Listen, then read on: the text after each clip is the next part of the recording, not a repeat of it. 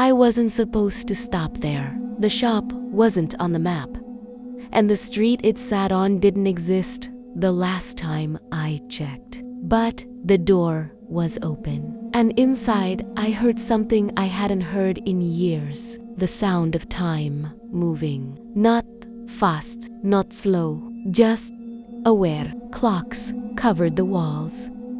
Some were missing hands. Some ticked backward. Some moved only when I wasn't looking. The air smelled of old metal and rain-soaked wood. Each tick sounded slightly off. Not random, but organized. Like a language too old for words. The man behind the counter didn't speak at first. He just watched me. When he finally did, his voice was dry, thin, and almost polite. He said, "That one's been waiting." I followed his gaze to a wooden clock on the far shelf, dustless, still, its hands frozen at 3:02. I reached for it. The surface was warm. Not the kind of warmth that comes from light or touch. It felt like a pulse. A steady beat under the glass, faint but unmistakable. And when my fingers brushed the brass edge, the shop went quiet. Every other clock stopped ticking. The man smiled, slowly, sadly. Then he said something I didn't understand until later. He said, "Be careful when it starts again." I looked down at the clock in my hands. It wasn't frozen anymore. The second hand was moving, but only when I breathed. And when I held my breath, time stopped. That night, I put the clock on my desk. It looked harmless. Wood, brass, a small glass face, nothing special.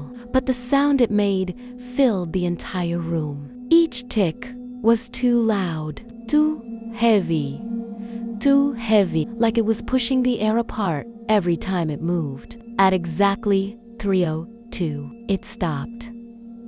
The sound didn't fade.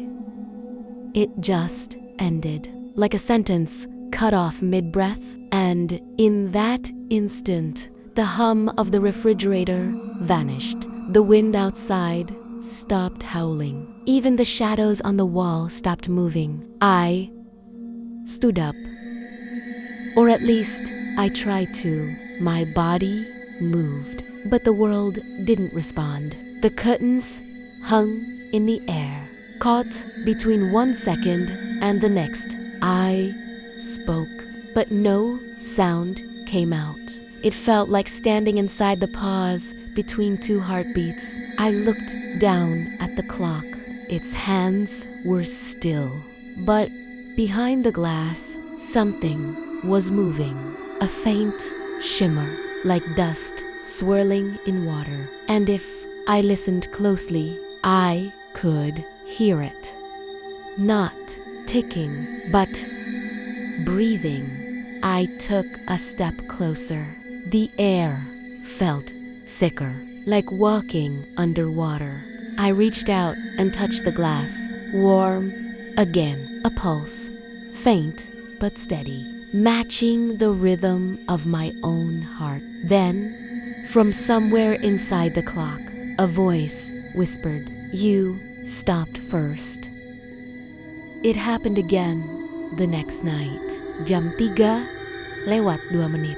The second hand froze mid-step, and everything around me fell silent. No hum, no creak, no wind. The kind of silence that feels built.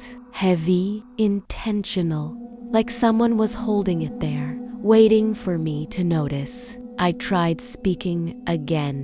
The words left my mouth, but they didn't go anywhere.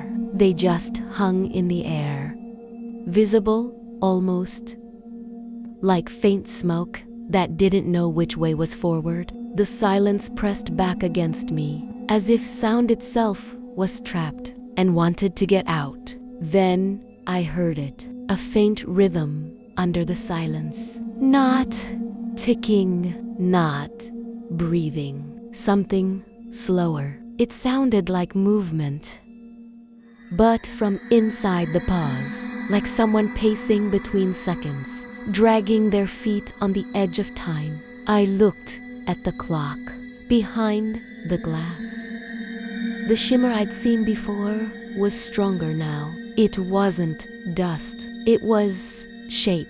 A hand pressed against the inside of the clock face, fingers trembling slightly, as if trying to push through. The glass bent outward. Just a little. Then I heard a voice, soft and close, coming not from the clock, but from the space around it. It whispered the same word over and over, a word I couldn't recognize until it slowed down. Then I realized it was saying my name, not aloud. Just between seconds, right before the ticking started again. It always happens at 3:02, no matter when I check the time, no matter what I'm doing. When I blink, it's always 3:02. The sky outside never changes. Half night, half dawn. I've lived this hour 100 times, maybe more. And the worst part is, it still feels like the first. At first, I thought it was a trick of the mind. Sleep deprivation.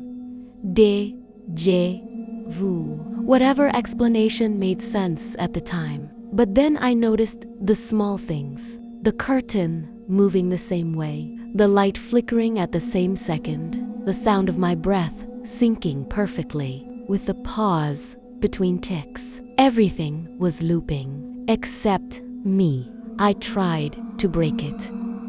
I shouted, I ran, I threw the clock across the room. It hit the wall and shattered, but no sound came out. And then, before the pieces hit the floor, they were back. The clock hole. Again, still ticking. Still jam 3 lewat 2 menit. I sat down and watched it for what felt like hours. The hands twitched, never fully moving, like they wanted to. Each second stretched longer, pulling at the edges of my thoughts, and every time the minute hand tried to move, a whisper came through the ticking. Not yet. I don't know how long it's been. The clock says an hour. My body says forever. The walls hum softly, like they're remembering the sound of motion. And every time I close my eyes, I hear the same tick. Slow, patient, forgiving. The sound of time waiting for me to give up. The ticking stopped again tonight, only this time it felt different, not broken, finished. The air around me settled, the hum faded, and the silence didn't feel empty anymore. It felt complete, like the world had exhaled and finally moved on. I looked at the clock. The hands were still frozen at 3:02, but something inside had changed. Behind the glass, the shimmer was gone. No movement, no breath, just stillness, so perfect. It felt alive in a different way, peaceful, certain. I stood there, waiting for the next tick. It didn't come. The walls stayed quiet. The air stayed soft, and my heart beat. The only rhythm I had left slowed to match the silence. And for a moment, I couldn't tell which one of us had stopped first. Then, from somewhere deep inside the mechanism, I heard it. Not a tick, a breath, drawn in slow, held too long, and as it exhaled, the hands twitched once, just enough to move forward. 1 second, that's all. The light shifted. The city outside began to hum again. Time moved, but it didn't bring me with it. I felt the air grow colder, the sound of the world stretching away. And as the second hand passed 303, I saw my reflection in the glass. Still, they're still watching forever. Waiting for the next tick.